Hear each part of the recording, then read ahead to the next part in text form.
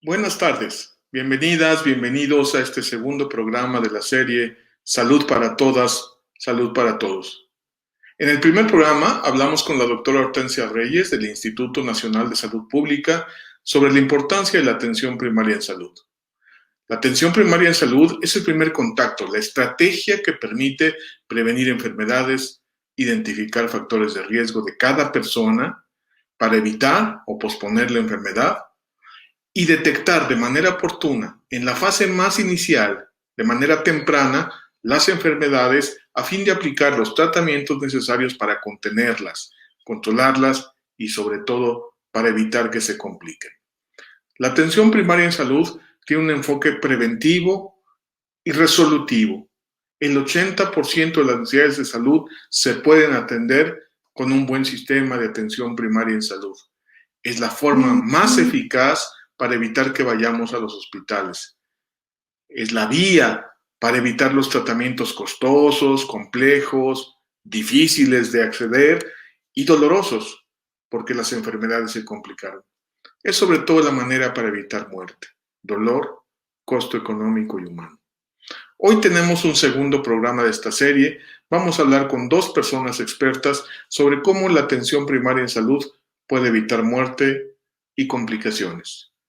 Hablaremos con la doctora Freyermuth sobre cómo la atención primaria puede reducir muerte materna, prevenir los riesgos en el embarazo, detectarlos para atenderlos y canalizar a tiempo, pues la ciencia médica y el sistema de salud cuentan con los tratamientos para evitar la mortalidad materna. La muerte de parto es una de las causas de muerte más trágicas, porque es totalmente evitable y porque sucede no por enfermedad, sino por dar vida. Hablaremos también con el doctor Arredondo sobre cómo prevenir y contener la diabetes, que es la segunda causa de muerte en nuestro país. Nos explicará cómo la diabetes puede ser controlada con una atención primaria en salud que tenga un enfoque social y cómo acciones personales, familiares y comunitarias pueden evitar las complicaciones de la diabetes que llevan a cosas tan dolorosas como amputaciones, ceguera, graves fallas del riñón y finalmente la muerte.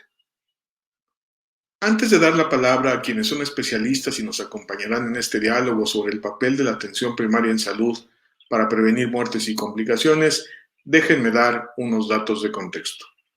La mortalidad materna es un indicador de pobreza y marginación. En la ONU se acordó en el año 2000 su reducción para que en 2015 3/4 partes de las muertes maternas se redujeran. Es la única meta que México no cumplió. Teníamos que llegar a una razón de mortalidad materna de 22 en 2015 y nos quedamos en 36 muertes maternas por cada 100,000 niños nacidos vivos. Muy lejos. La reducción de la mortalidad materna ha sido muy lenta, sobre todo por fallas del sistema de salud. Y lamentablemente, dolorosamente, el año pasado tuvimos un grave retroceso. Perdimos 10 años. En 2020, la razón de mortalidad materna creció otra vez, llegando a 46.6 muertes por 100,000 niños nacidos vivos, el mismo nivel que tenía hace 10 años, en 2010. Hablaremos con la doctora Graciela Freyermuth sobre cómo puede la atención primaria en salud reducir mortalidad materna. La diabetes es la segunda causa de muerte en nuestro país. En 2019, la diabetes causó 73,837 muertes. De ellas, 6,300 eran totalmente evitables, afectaron a personas menores de 50 años. Y casi la mitad, más de 20,000 muertes, fueron personas entre 50 y 69 años de edad. Es muy posible, además, que la muerte por diabetes se haya incrementado mucho en 2020, con los 280,000 casos de mortalidad excesiva que se han contabilizado, de los cuales solo 120,000 fueron por COVID. Muchas de esas muertes eran evitables. La cantidad de muertes por diabetes casi se ha triplicado en 30 años. Esa es la gravedad del asunto. Eran 26,772 en 1990, fueron 34,500 en 2000, 49,000 en 2010 y para 2019 casi 74,000. Pasamos entonces de 27,000 a 74,000 muertes por diabetes en 30 años. En términos relativos es muy claro. Eran 31 muertes por 100,000 habitantes en 1990 y ahora es casi el doble, 59 por cada 100,000 habitantes. De 31 a 59. Y lo más grave es que somos de los peores. Nuestra tasa de mortalidad por diabetes se ha empeorado mucho más que la de Estados Unidos, Brasil, Colombia o Argentina, por poner solo algunos ejemplos, lo cual en sí mismo ya es una alerta sobre nuestro sistema de salud. Y la diabetes no solo es causa de muerte, sino que produce discapacidad. Tiene una carga. La carga de la diabetes representa 928 años viviendo con discapacidad por cada 100,000 habitantes. La carga de la enfermedad y discapacidad de la diabetes ha crecido también más del doble. En 1990 eran 416 años por 100,000 habitantes, ahora son 928 años. Pues vamos a platicar ahora sobre cómo la atención primaria en salud puede ayudar a prevenir, a evitar males tan importantes como morir de parto. Nadie debe morir de parto y entonces la atención primaria en salud es la atención del embarazo normal, lo que llaman los chequeos, pero tenemos a una persona que se ha especializado en el tema, que fundó con muchas instituciones y grupos y personas el Observatorio de Mortalidad Materna y que ha estado trabajando durante muchos años frente a las situaciones del embarazo de riesgo y para que erradiquemos, porque la podemos erradicar, la mortalidad materna. La doctora Graciela Freyermuth, que es investigadora, es académica del CIESAS, del Centro de Investigación y Estudios Superiores en Antropología Social. Me da muchísimo gusto saludarla, una persona que conoce muy bien su materia, pero que nos va a ayudar a entender cómo es esto, de que si logramos prevenir, en este caso ni siquiera es la enfermedad, es ir dando el seguimiento, y todas estas situaciones, detectar los riesgos específicos y contenerlos y evitar las complicaciones, podemos evitar dolor, podemos evitar muerte. Me da muchísimo gusto, muchas gracias, doctora Freyermuth. Pues si quiere vamos a empezar. ¿Cuáles son las razones por las que las fallas del sistema de salud que explican la mortalidad materna y las determinantes sociales? La mortalidad materna se asocia mucho a indicadores de pobreza, de rezago, de marginación, y es uno de los indicadores más claros de si un sistema de salud está bien organizado o no y cubre lo más básico. Entonces, si usted nos los puede explicar, doctora, cuáles son las fallas que explican la mortalidad materna, las fallas de salud y las determinantes sociales alrededor de la mortalidad materna. Sí, muchísimas gracias por la invitación. Yo empezaría por los determinantes sociales antes que por las fallas del sistema, porque de alguna manera los determinantes sociales son aquellos factores de violencia estructural que a veces no permiten que las mujeres tengan un acceso a servicios de salud de manera adecuada. Y yo creo que aquí hay dos elementos fundamentales, ¿no? La capacidad de una persona para tomar decisiones, de una mujer o de sus familias, o sea, la autonomía que pueda tener esa mujer para tomar decisiones, y por otro lado, el acceso a los servicios de salud. Y cuando hablamos de acceso, hablamos de un acceso no solamente geográfico, sino cultural. Y quisiera comentar que la atención materna o la muerte materna, de alguna manera, no es tan fácil de prevenir, pero sí es más fácil las complicaciones maternas de atenderlas de manera adecuada y oportuna, ¿sí? Y esto fue un paradigma que cambió notablemente en el siglo pasado, la atención de la salud materna y sobre todo la concepción entre el embarazo de alto riesgo y de bajo riesgo. O sea, se vio en una serie de estudios que había mujeres que no estaban catalogadas como bajo riesgo y sin embargo fallecían, ¿sí? Y entonces vamos a ver qué es lo que puede hacer la atención primaria de salud para disminuir esta probabilidad de muerte. Entonces, en el caso, por ejemplo, de la autonomía de las mujeres, son fundamental varias cosas. Uno, la educación. O sea, se ha visto que las mujeres que tienen más educación, o sea, niveles educativos más altos, tienen una probabilidad menor de morir durante la maternidad. El segundo elemento importante sería, como ya dije, el acceso a los servicios de salud. Y esto es la geografía, quiere decir qué tan lejos estoy de un servicio y qué tan fácil es llegar a él y qué tipo de servicio es. Y además esta accesibilidad cultural. Estos servicios, en estos servicios puedo hablar mi idioma, por ejemplo, si soy indígena, hay alguien que me va a recibir a cualquier hora, independientemente del horario de servicio. O sea, son elementos fundamentales del acceso. Ahora, ¿cuáles serían estas fallas del servicio de salud? Pues básicamente, en la atención primaria se esperaría que cuando hay una urgencia obstétrica, las mujeres tengan la posibilidad de dos cosas. Uno, de ser atendidas de manera oportuna y rápida. Estamos pensando, por ejemplo, que si una mujer tiene una hemorragia, puede fallecer en el lapso de 2 horas. Entonces sí necesitamos tener un servicio muy cercano para que haga la estabilización de la urgencia obstétrica. Entonces necesitamos, en primer lugar, un acceso geográfico y en segundo lugar, que en este servicio de salud existan insumos y insista personal capacitado que pueda dar respuesta inmediata en un momento de crisis, como sería el caso de una hemorragia.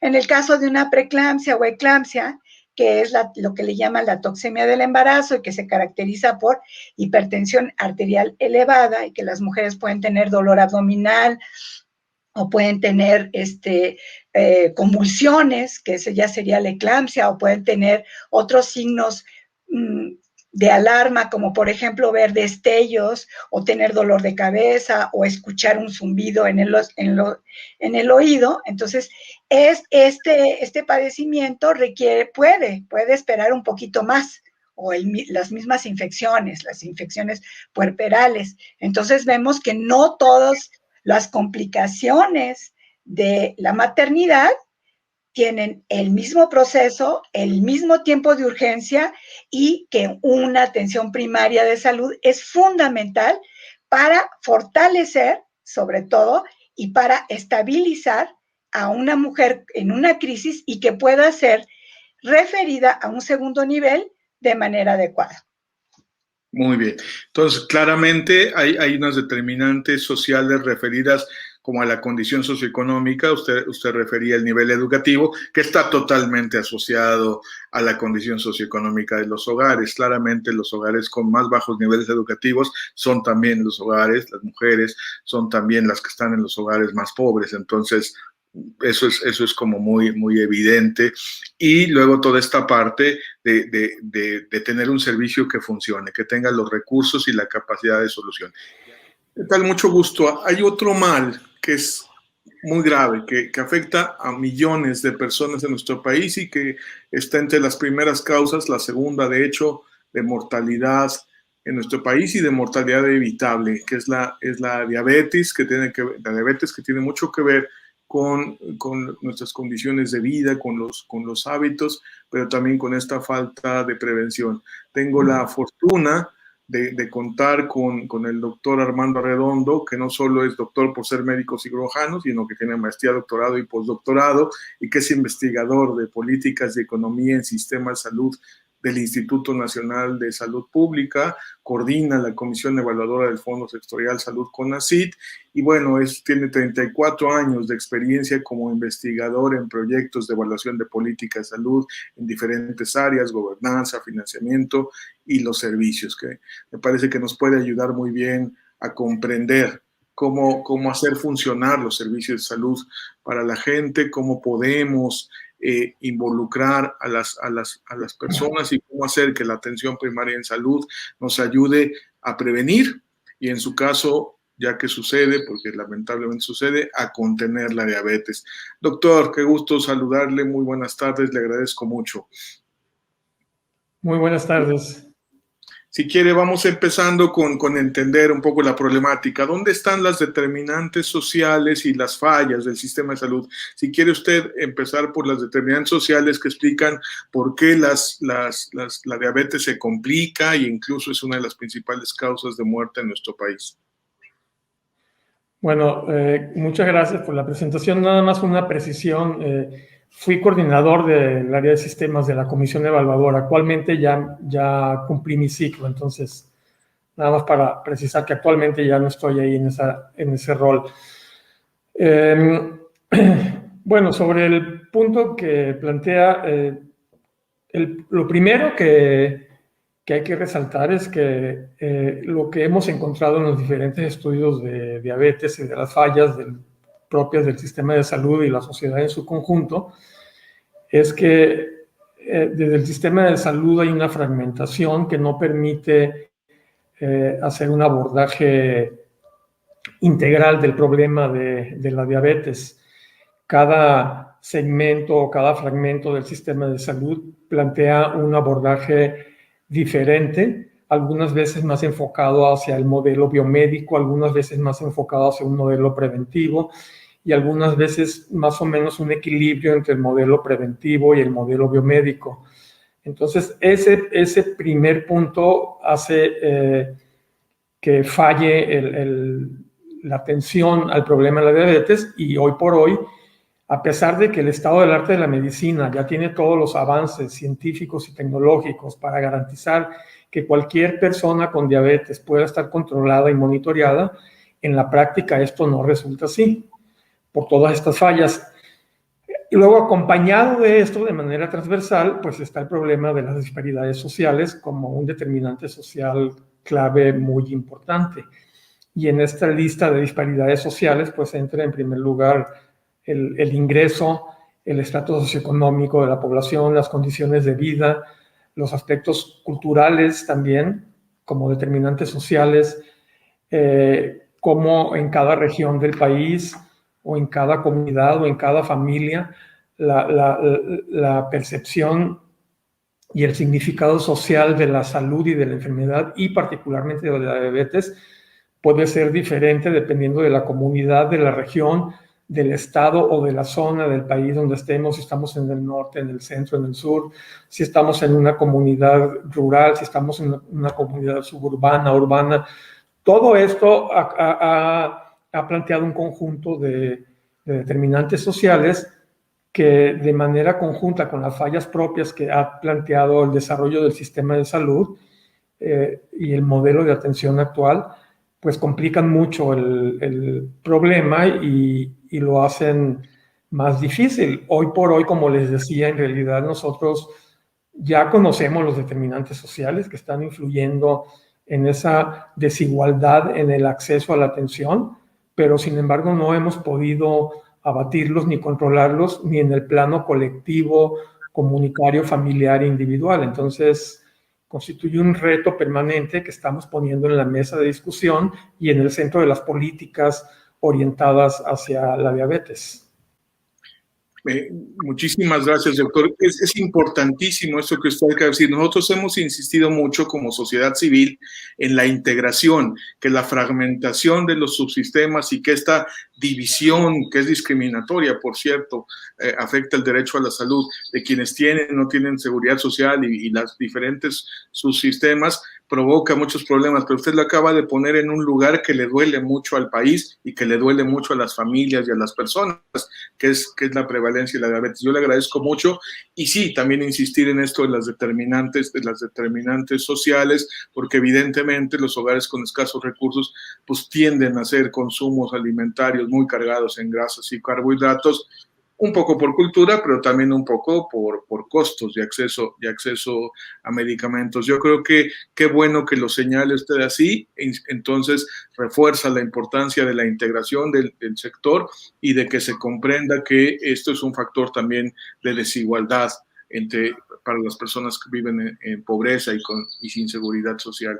Creo que está muy bien. Vamos entonces con nuestra siguiente pregunta. ¿Cómo podría la atención primaria en salud, que nosotros decimos es la base para construir la cobertura universal, es aquello que nos va a ayudar a prevenir enfermedades, a detectar riesgos y a contenerlos? En este caso, muy bien, como usted dice, no es tanto prevenir la mortalidad, porque cuando ya entra en ese ciclo ya es muy corto, pero el riesgo sí. O sea, cuando se detecta a tiempo el riesgo, cuando se hace la tarea, digamos, por parte de los servicios de salud, del riesgo específico de cada persona por su edad, su condición, en fin, por sus condiciones incluso médicas. Entonces, hay manera de evitar las complicaciones. Y ahí es donde entra la atención primaria en salud y su conexión a las redes para un servicio ahí. Pero la capacidad resolutiva, los recursos, el personal, en fin, las condiciones para que haya solución de todo lo que puede ser solucionable en esa primera atención, en la atención primaria de salud, es clave. Y usted ya iba a explicarlo, por favor, doctora Freire. ¿Cómo puede la atención primaria prevenir la mortalidad materna, reducir la mortalidad materna? Porque es un mal muy grave que no debería suceder, digamos. Sí, evidentemente. Nada más algo que se me quedó en el tintero es la equidad de género. Es que es una cuestión estructural y fundamental, porque también hemos visto, no solamente, o sea, sí se relaciona efectivamente, directamente, la vulnerabilidad o la pobreza con el incremento en muertes maternas. Eso también hay una relación enorme en la población indígena, pero sobre todo mujeres que sufren violencia doméstica van a tener menos capacidades para tomar decisiones y las familias o la pareja muchas veces impide que tenga acceso a los servicios de atención primaria y a servicios de cualquier tipo, ¿no? Entonces, creo que sí es muy importante porque esta es una cuestión también estructural. Claro. En el caso de la atención primaria, pues hay varios momentos en donde tú puedes mejorar las condiciones de las mujeres hasta antes de embarazarse. Entonces hay un periodo que le llama preconcepcional, quiere decir, antes de que te embaraces, las mujeres pueden hacer muchas cosas para mejorar sus condiciones en el momento del embarazo. Una cuestión básica, por ejemplo, es hacer un diagnóstico nutricional. Ni las mujeres obesas, ni las mujeres desnutridas están en las mejores condiciones para embarazarse. O sea, hay mucho más complicaciones en estos dos tipos de mujeres. Entonces, un diagnóstico nutricional es fundamental. Otro aspecto es, ¿esta mujer es sana o está enferma? O sea, ¿tiene una enfermedad crónica? Bueno, entonces no quiere decir que no se puede embarazar. Algunas no se deben de embarazar, como por ejemplo una cardiópata o una mujer que tiene una insuficiencia renal crónica, pues la pone en riesgo su vida, ¿no?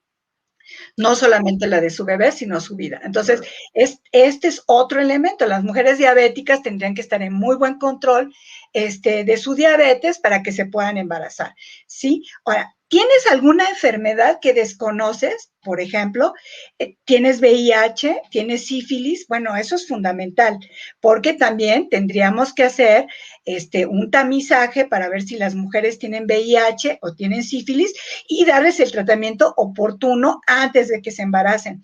Parásitos, es muy importante porque entrar a un embarazo con una anemia, pues te pone en condiciones de vulnerabilidad mucho mayores cuando tienes una hemorragia, ¿no? Por eso a veces las parteras que tienen tanta experiencia, pues no entienden por qué una mujer que no sangró tanto fallece. Bueno, pues es porque a lo mejor tiene anemia, porque tiene parasitosis, y entonces es una cuestión fundamental.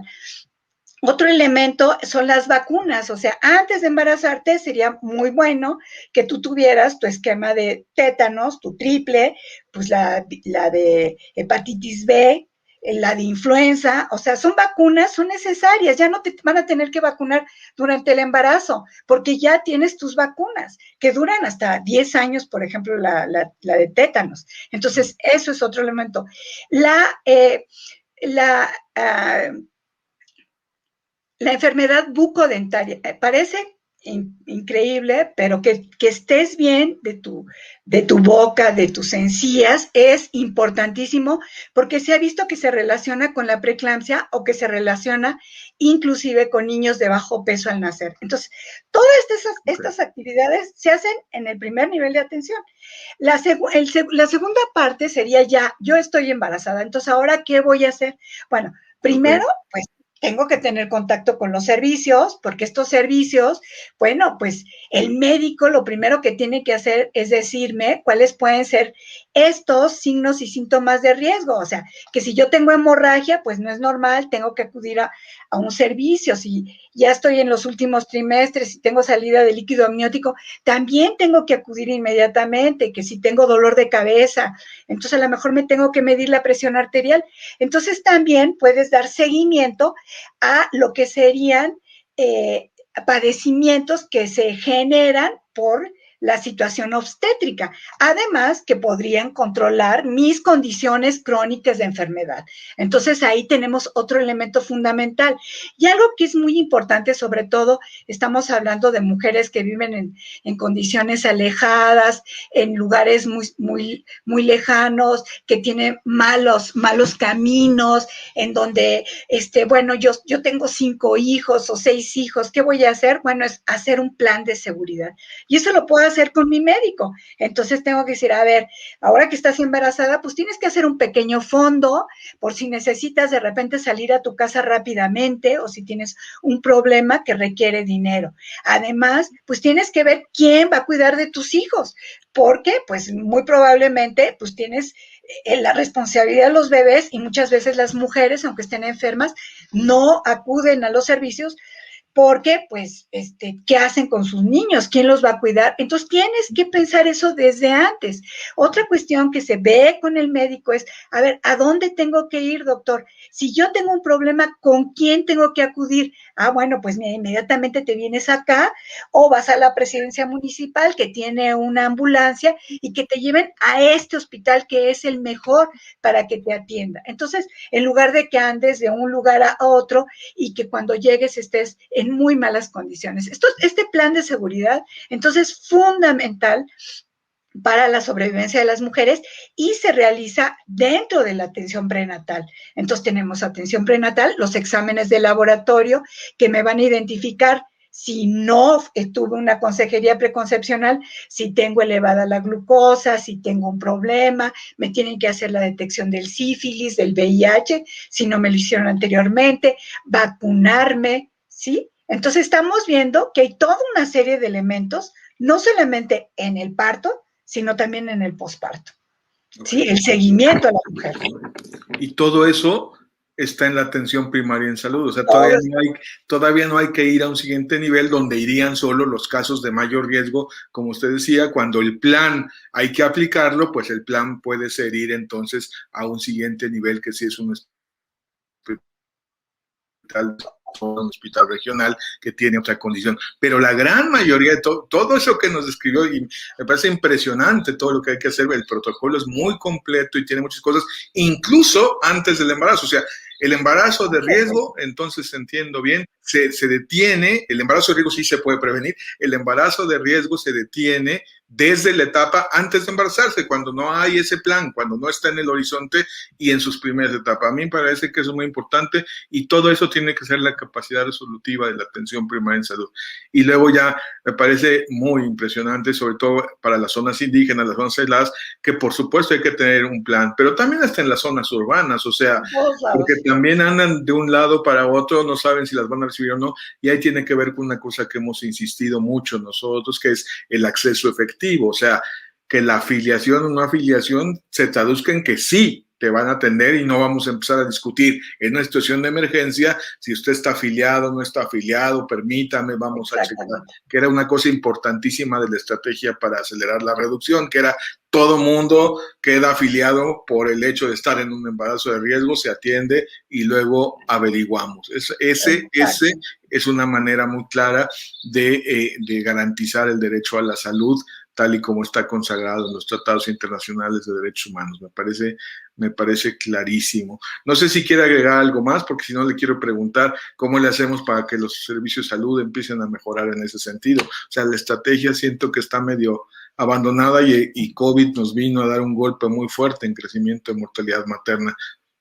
Sí, COVID nos vino a dar, no solamente, bueno, evidentemente ha sido un golpe para mortalidad materna, estamos como hace 10 años, ¿no? Estamos teniendo razones de muerte materna de hace 10 años, en 2021 ha sido un repunte impresionante y creo que tiene que ver con que a pesar de que se hicieron muchos esfuerzos en el pasado para mejorar esta relación médico-paciente, no han sido suficientes, o sea, la atención primaria tiene que asegurar que la mujer o que los hombres o cualquier usuario se sienta acogido por el médico, sienta que es un consejero como en el siglo XIX, como inicios del siglo XX, como en la primera mitad del siglo XX, en donde la familia consultaba al médico para cuestiones de salud y para otras cosas. Era un consejero, había esa relación de confianza. Y creo que la institucionalización de la medicina tristemente rompió con esa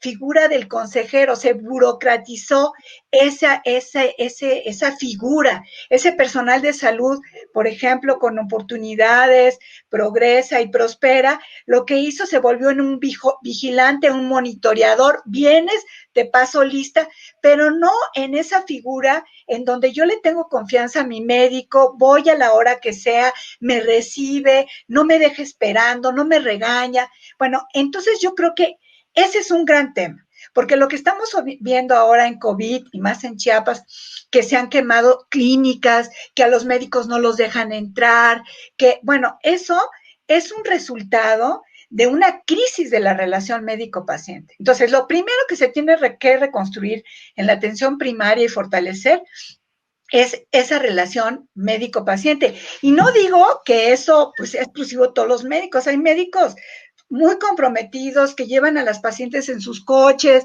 que se pelean en los servicios de salud, o sea, tenemos de todo, ¿verdad? Pero estamos hablando realmente de una burocratización de esta relación. Entonces, ese es un gran reto. El segundo gran reto en este contexto de COVID es que se desalentó mucho el ingreso a los servicios de salud y también a los servicios de atención primaria. Sí. Porque nosotros pensaríamos que serían los servicios solamente hospitalarios. No, se desalentó. No vengas al servicio de salud. No vengas si no tienes algo grave. Entonces, eso, ¿qué es lo que ha hecho? Las mujeres han buscado formas de atención en atención primaria local, con las parteras. Pero, ¿qué ha pasado con las parteras? O sea, siglo XXI se ha dedicado un poco a excluir a las parteras de los servicios de salud. Entonces, yo creo, sobre todo las parteras tradicionales, que las parteras tradicionales ahorita han dado respuesta local a la atención médica. Mira, nada más para comentarte, en los últimos 10 años, del 2010 al 2019, en promedio, Chiapas tenía alrededor de 50,000. O sea, si sacas un promedio de todos esos años, de 50,000 nacimientos. En 2020 solamente se registraron 35,000.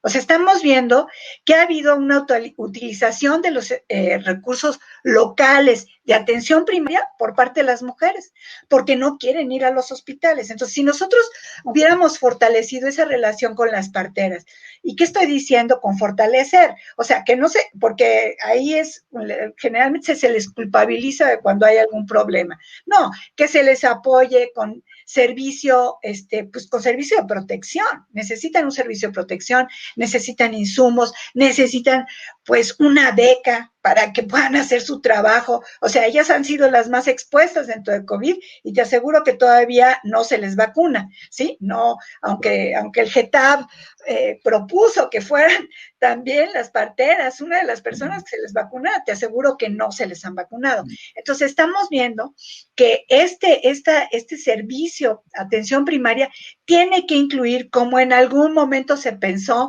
en la década de los 70s y de los 90s, a los servidores de salud locales, porque eso te va a fortalecer sobre todo el acceso oportuna cuando tú tengas una urgencia obstétrica y el acceso oportuna cuando se necesitan hacer algunos exámenes de laboratorio o cuando necesites hacer una ultrasonografía. Ahora, entonces, ¿qué es lo que pasa? Yo creo que en décadas pasadas, por ejemplo, en el 2009, cuando se hizo el convenio interinstitucional sobre la atención de la emergencia obstétrica, después de ese programa para disminuir el avance de la mortalidad materna, pues efectivamente, esa era la idea. Yo, mujer, no tengo ISSSTE, pero el ISSSTE es el hospital más cercano, voy al hospital del ISSSTE. Por un tiempo, o sea, este convenio que tenía la ventaja, bueno, hubo dos convenios. Uno fue el convenio interinstitucional, en donde la mujer, independientemente de su afiliación, podía acudir al hospital más cercano. O sea, ese era el punto, ¿no? Yo me atiendo en el lugar más cercano de manera más oportuna y estoy libre de pago. Y luego se hizo otro acuerdo que se conoció menos, que fue un acuerdo de colaboración interinstitucional en donde el segundo nivel de atención podía enviar mujeres muy complicadas a la alta especialidad.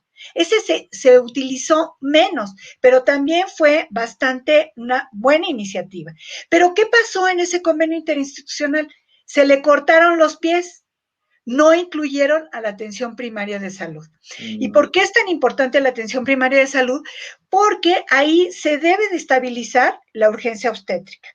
¿Sí? O sea, se debe de estabilizar porque, bueno, una mujer que llega con una infección, si tú le pones un suero, antibióticos, de aquí a que entra o ingresa en un hospital que pueden pasar varias horas, ya está con una atención primaria de salud, igual las mujeres con hemorragia, igual las mujeres con preeclampsia. Entonces, no se tiene ni al personal capacitado para esa atención y no se tienen estas clínicas de atención primaria concentradoras que podrían hacer esta función, que tendrían que funcionar 24 horas, 365 días y que además tendrían que estabilizar a las mujeres para poder ser trasladadas. Esto es fundamental en la atención primaria para cualquier tipo de emergencia, sea diabetes, sea un accidente. O sea, tú tienes que mandar al paciente en las mejores condiciones para su sobrevivir. No, si lo dejas ahí, si no tienes un sistema de referencia, una ambulancia, pues no, va a ser muy difícil que personas en crisis sobrevivan. Clarísimo, clarísimo. ¿Cómo podría la atención primaria en salud, cómo podría el sistema de salud, pero sobre todo desde este primer contacto, desde este nivel más básico, digamos, que no requiere todavía los servicios de hospitalización y especializados, que son para los casos que se complican, cómo puede la atención primaria ayudarnos a prevenir, por un lado, y en su caso a contener, a controlar, como dijo usted, la diabetes antes de que se complique, doctor? Bueno, en primer lugar, tanto para la detección como la promoción de la salud y la prevención tanto de las personas que están en fase prediabéticas como prevención y control de su propio metabolismo, control glicémico y sobre todo de las complicaciones, particularmente las 5 principales complicaciones de la diabetes, creo que la atención primaria pudiera en efecto hacer mucho. La atención primaria abordada en el plano individual, familiar y comunitario, como idealmente se concibe las acciones o las estrategias de atención primaria para poder detectar, promover y prevenir daños a la salud o detener el daño cuando ya está presente, sobre todo controlarlo y evitar las complicaciones, pudiera ser efectiva pues de entrada en un sistema de salud y en una sociedad que tuviera una idea clara del abordaje integral del problema de la diabetes. El problema aquí vuelve a resaltar este problema de la fragmentación y de los enfoques diferentes de cada institución, y cada institución tiene grupos prioritarios diferentes. Entonces, el problema es que cuando los pacientes y las familias y la comunidad ven un enfoque de atención primaria, definitivamente esto se ve afectado por la manera en que la institución donde ellos se han atendido está abordando el problema de la diabetes. Es decir, la mayoría de las instituciones, por no decir que todas en México, tanto privadas como públicas, el abordaje de la diabetes lo hacen bajo un esquema de un modelo biomédico. Y desafortunadamente el modelo biomédico se centra mucho en la persona y en la respuesta de la persona, pero además en la respuesta biológica. Los determinantes sociales para el modelo biomédico, aunque en años recientes como para ponerse de moda dicen que sí los toman en cuenta, la realidad es que no los toman en cuenta. ¿Y cuál es el problema de fondo? El problema de fondo es que el sistema de salud tiene un marco legal, jurídico, organizacional, normativo, para hacer el abordaje desde la perspectiva de este modelo biomédico. Todas las instituciones. la creación propia del sistema de salud desde los años 40 del siglo pasado, que fue cuando se conformó el actual sistema de salud. Y tomen nota que estoy diciendo desde los años 40 del siglo pasado. Claro. Es el mismo sistema de salud que tenemos actualmente. Es la misma estructura, son los mismos grupos prioritarios que se están atendiendo por cada institución, pero hay que tomar en cuenta que en los años 40 del siglo pasado los problemas de salud eran transmisibles, infectocontagiosos.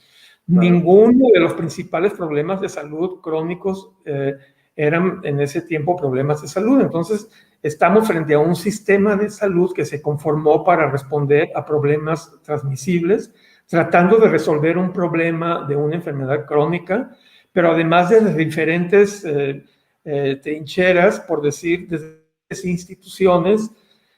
Y cuando queremos hacer la atención primaria, pues nos topamos con un muro de hierro muy fuerte que no permite pasar más allá del planteamiento en el discurso. Y ese es el principal problema, que la atención primaria no tiene las condiciones para hacerse efectiva y mucho menos sustentable para resolver problemas crónicos, porque las propuestas de atención primaria que se han desarrollado tienen que lidiar en un marco de un sistema de salud que fue generado en los 40 del siglo pasado y que actualmente es vigente. No es cualquier cosa esto que estoy diciendo. Desde mi punto de vista como un investigador que siempre ha estudiado los retos de la diabetes y de otras enfermedades en México a nivel nacional, este es uno de los problemas que siempre yo pongo para arrancar la discusión y entender por qué estamos frente a un panorama tan caótico y tan poco resolutivo, porque como decía, si el sistema de salud tuviera una visión integral, las estrategias de atención primaria se implementaran como se proponen y fuera factible proponerlas e implementarlas, entonces no tendríamos por qué tener el problema de la diabetes que tenemos enfrente. Porque con acciones de atención primaria en el plano individual, familiar y comunitario, que es el foco de la atención primaria, y luego con el apoyo del sistema de salud, con una visión integral, tendríamos todo para poder resolver el problema, por ejemplo, de la diabetes, de la obesidad y de cualquier problema crónico de salud. Pero en este caso vamos a pensar en hipertensión y diabetes, que además son dos problemas que se combinan, que se presentan de manera acompañada y que son los retos para el sistema de salud, para las familias y para la sociedad en su conjunto.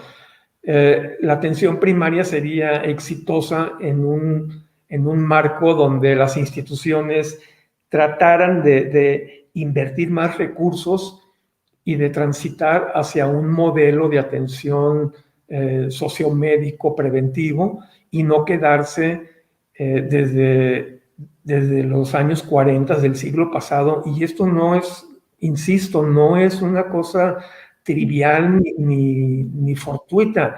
Esto fue el origen del sistema de salud actual y desafortunadamente continúa así sin tener los problemas de salud que tuvo que enfrentar en aquellos años del siglo pasado. El sistema de salud, la estructura orgánica, la ley orgánica de estas instituciones es la misma que se conformó con algunos adendums y algunas modificaciones, pero la estructura y el fondo del marco legal es el mismo de este sistema de salud. Y mucho se discute y mucho se propone en el plano político, en los foros, pero muy poco se ha avanzado. La creación del INSABI, por ejemplo, para poner a tono el momento actual que estamos viviendo, es un intento por transitar hacia un modelo integral, hacia un fortalecimiento. Incluso el modelo de atención primaria es el eje programático clave del nuevo INSABI y además es la propuesta de dar la gratuidad completa a todos los problemas de salud y a todos los medicamentos, al consumo de todos los medicamentos. ¿Y por qué esto es importante? Porque es la primera vez en la historia del país que se plantea, por lo menos en el discurso, atender de manera gratuita todos los servicios, por ejemplo, En el pasado, con los diferentes programas y reformas, siempre se fraccionaba, así como está fragmentado el sistema de salud, se fragmentaba la atención al interior de cada institución.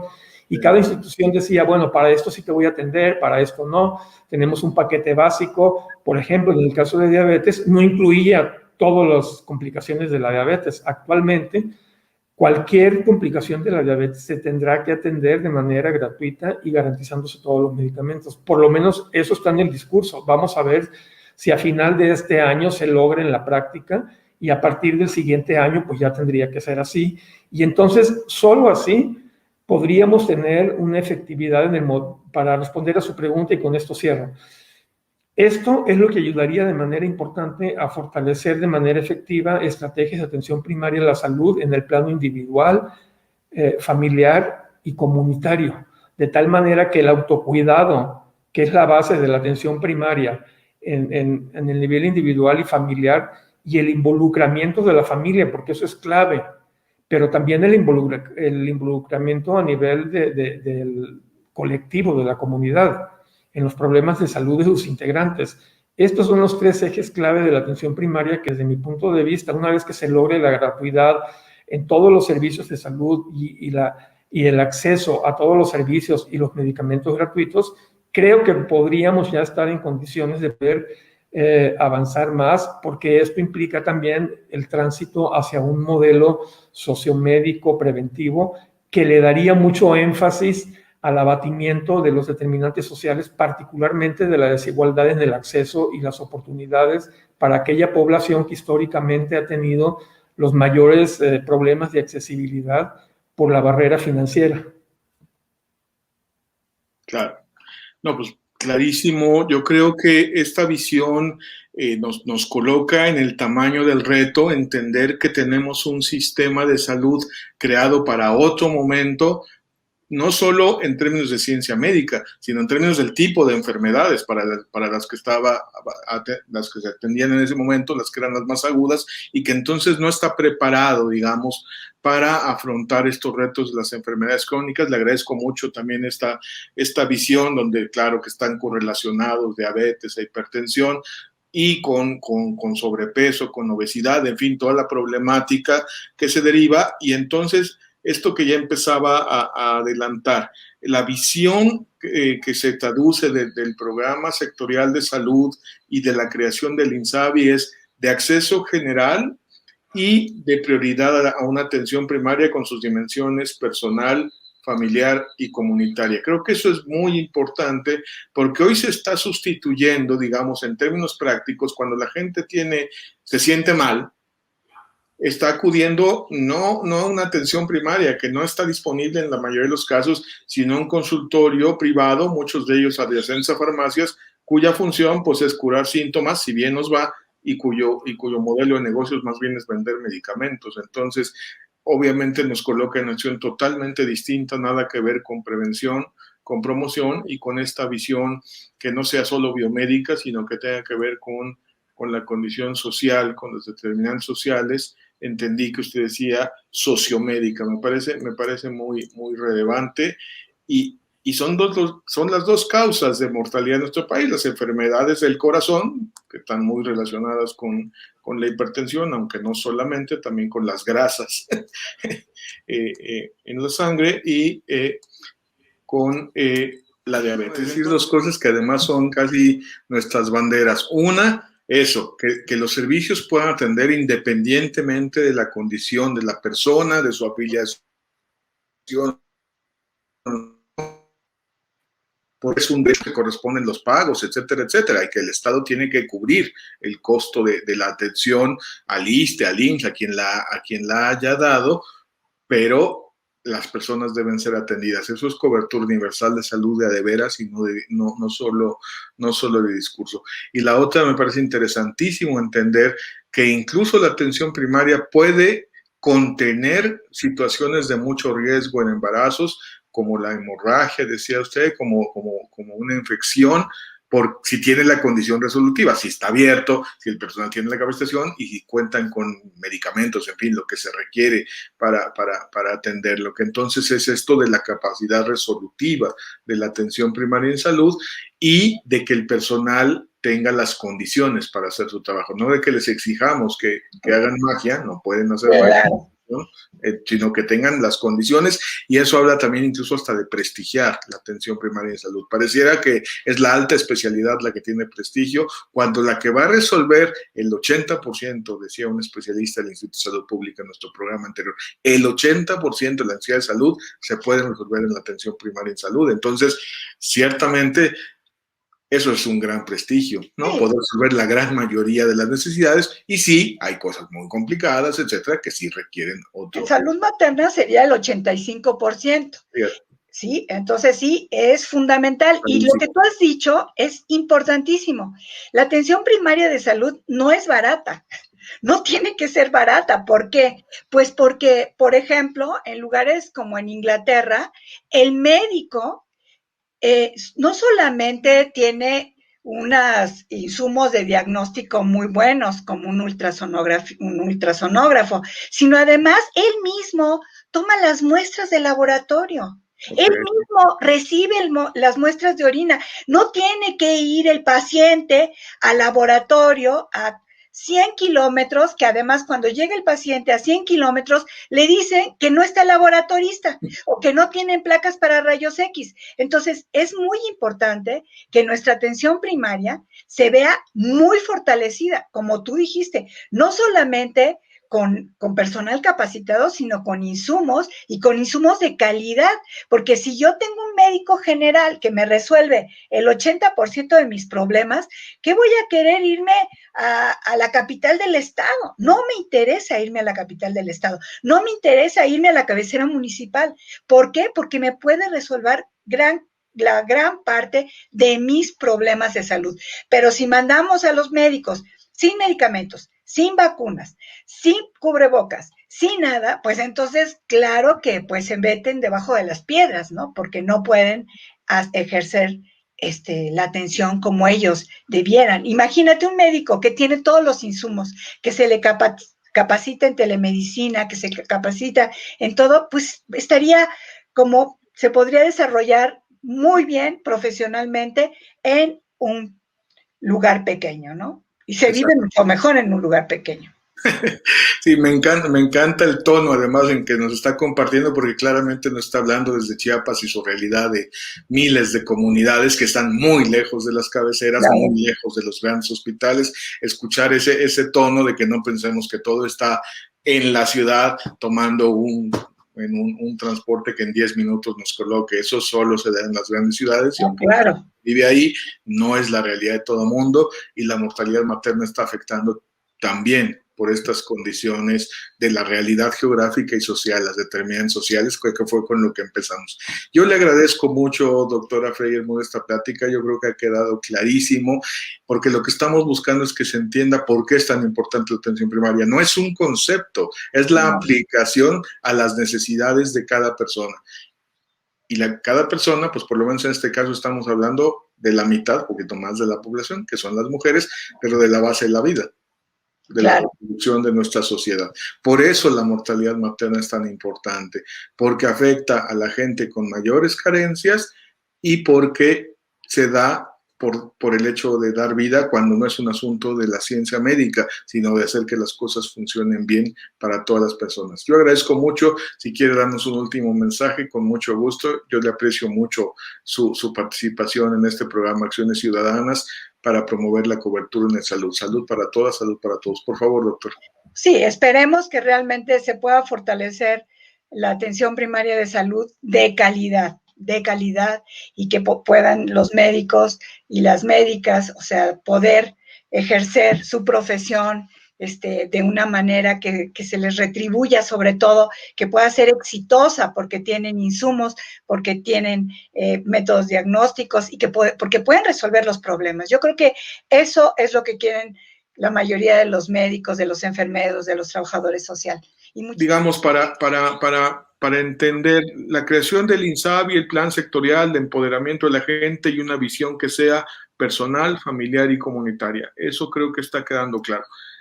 ¿Cuáles podrían ser los cambios como más inminentes? Esto que usted decía, vamos a ver si se puede llevar a la práctica este discurso, esta intención que hoy está en papeles, en documentos, en idea, para que vaya cambiando. ¿Cuáles son los cambios que necesitamos ver en el funcionamiento del sistema de salud, que son prácticos, que son los primeros pasos? Porque supongo que sustituir todo el modelo creado el siglo pasado en los 40 pues va a costar tiempo. Pero ¿cuáles serían como estos primeros pasos de cambio? ¿Cuáles podrían ser estas pues sí, transformadores del funcionamiento del sistema, que prioricen la atención primaria, que garanticen cobertura universal, salud para todas, salud para todos, sin distinción de condición socioeconómica y sin distinción de con y sin seguridad social, porque eso es lo que más fragmenta, eso es lo que rompe. En el mismo hogar puede haber individuos en las dos condiciones, es como un absurdo muy grande. Bueno, esas y contradice el derecho a la salud, por supuesto. ¿Cuáles pueden ser estos cambios? ¿Cómo podemos ver en dónde las personas podemos incluso exigir, promover, entender que el sistema de salud esté cambiando hacia la atención primaria y hacia esta visión que nos dé una cobertura efectiva para el ejercicio del derecho a la salud? Doctora Redondo, por favor. Bueno, yo creo que el primer cambio que tendría que pensarse y que también lo hemos estado promoviendo y que esperamos que en el curso de esta administración pueda generarse es un cambio en el marco legal, en el marco jurídico en el que opera cada una de las diferentes instituciones, de tal manera que se crean las bases jurídico-legales para poder ir transitando hacia un modelo o un sistema único de salud con un financiamiento público también equitativo. Porque el principal problema que en este momento enfrenta la operatividad del propio modelo de atención primaria es esta dificultad que no permite ante las diferencias o la fragmentación del propio sistema de salud. Entonces, mientras la ley orgánica de cómo operan las diferentes instituciones no tengan una adecuación para poder transitar hacia un sistema único público de salud, pues va a ser muy difícil avanzar. Entonces, ese sería un primer cambio. Un segundo cambio sería que a nivel de las propias universidades y facultades de medicina formadoras de profesionales de la salud, no solo de medicina, también de enfermería, de nutrición, de psicología, y también me atrevería a decir de antropología, porque los equipos de salud que deberían estar abordando de manera integral un problema también tendrían que tener una conformación multidisciplinaria donde no solo hubiera médicos, nutriólogos, enfermeras, sino también antropólogos y psicólogos, por lo menos.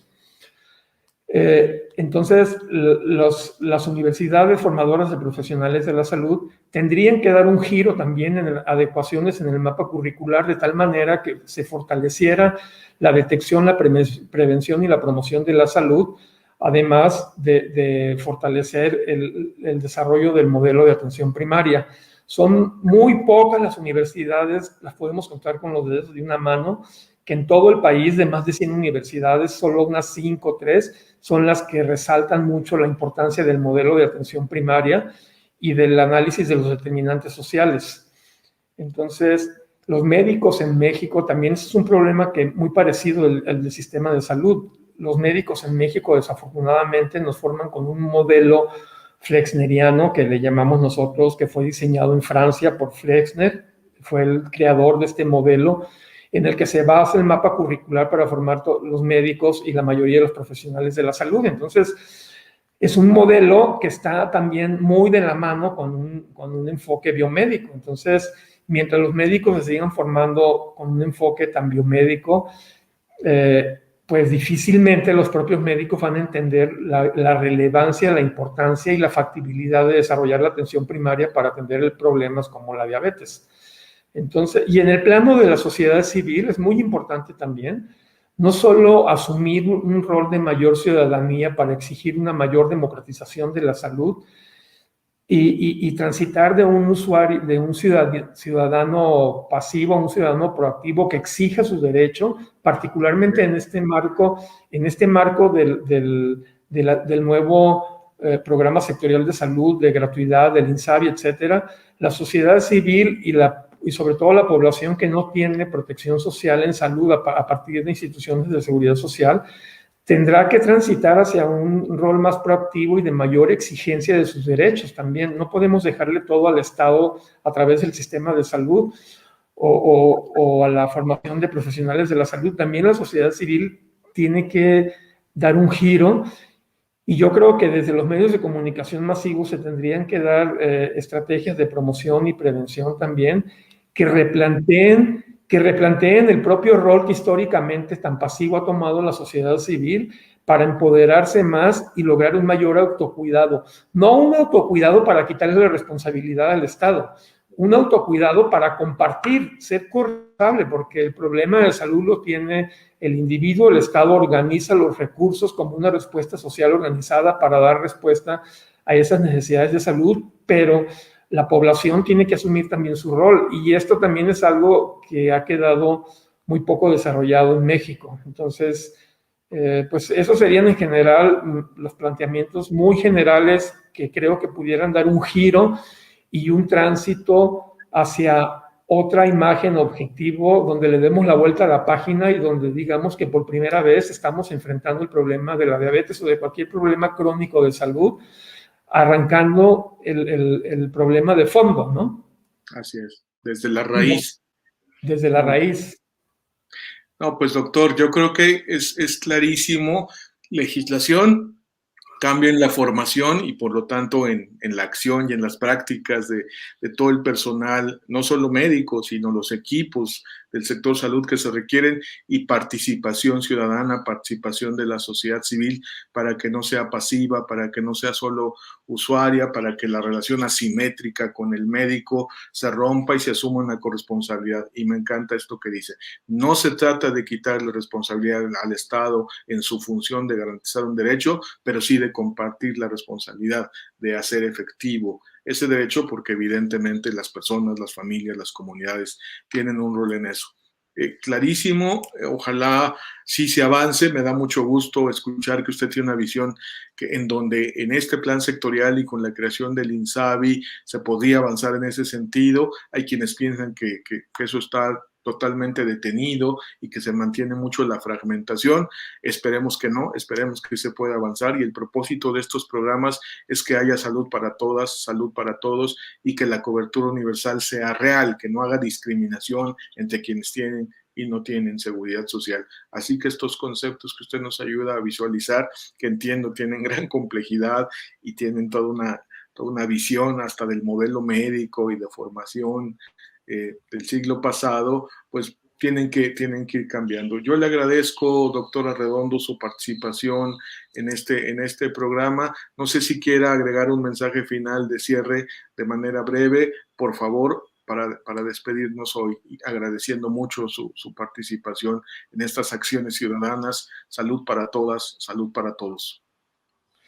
No, pues antes que nada, muchas gracias también por la oportunidad de participar aquí en este foro, y lo que yo sí quisiera resaltar es que una vez que se pueda avanzar en estos tres rubros que yo planteaba, del marco jurídico, de la respuesta, de la implementación del modelo de atención primaria y del rol de la sociedad civil, creo que pudiéramos generar condiciones para poder hacer alianzas reales de avanzada entre la sociedad civil, las empresas y el Estado a través del sistema de salud, para poder ver un cambio cualitativo importante en el panorama de la diabetes y dejar que el problema de la diabetes esté afectando tanto al sistema de salud como a las familias, los individuos y la sociedad en su conjunto. Entonces creemos que esta alianza estratégica entre sociedad civil, empresas y Estado es ya impostergable, y desde el rol de la investigación nosotros, y pues por eso lo estamos mencionando aquí, porque lo estamos llevando a todos los foros donde nos presentamos para promover esta necesidad impostergable. Por supuesto. Le agradezco muchísimo, doctora Redondo. Esperamos contar con usted en una futura ocasión.